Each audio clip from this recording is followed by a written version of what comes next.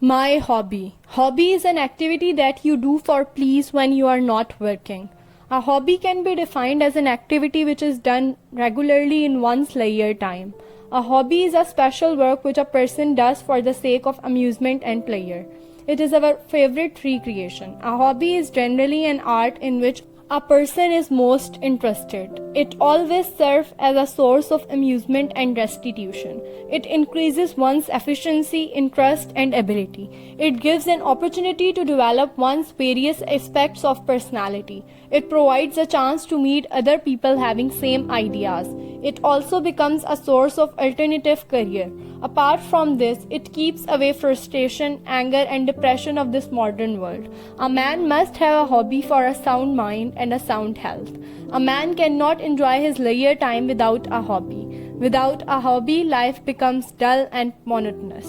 In this modern age, man remains extremely busy to enjoy the charms of life.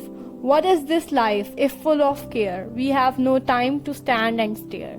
This modern world is so fast that man finds no time for recreation and other activities. But it is well said, you'll never change your life until you change something you do daily. The secret of your success is found in your daily routine. A hobby gives us mental and bodily relaxation when we are tired of our daily routine. So hobby is really important for mental and physical fitness. Owing to this importance of hobbies, I also have a well-cherished hobby for my leisure time. Books are a wonderful blessing. It is true that a hobby shows one's taste and interest. Leisure time reveals what kind of person we are. I have a study room in my house. There are so many books there. Reading a book is perhaps the greatest source of pleasure to a cultured person. Reading broadens our outlook, drives away the narrow prejudice, and lightens up our mind with truth and knowledge. Books are our best friends. They never deceive us in our hour of need like so many of our human friends. The advantage once received from reading of books remain with us throughout our lives. A reader lives 1,000 lives before he dies. I like to read the books that have brightened up the ages. As we read books, we seem to see the characters appear before us. We seem to talk to them and they instruct us through the medium of pages. The man who does not read has no advantage over the man who cannot read. I have many books on poetry. By reading the great poetry of the past, I seem to be carried away to the kingdom of joy and forgetfulness. A kingdom where there is no worry and anxiety.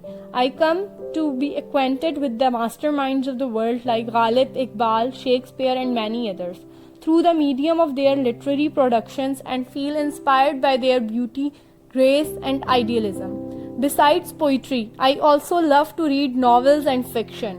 Whenever I get free time, I take a book from the bookshelf and pass my time pleasantly. Reading also relieves me of my mental suffering. When I struck down with sorrow, I, with a book in my hand, forget all the troubles in the comfort of my bedroom or under the shade of tree. Reading not only gives me experience of noble minds, but through it, I come to have an insight into life and its problems, and a lasting interest in my surroundings. In every page, I come across fresh wonders and mysteries waiting for me.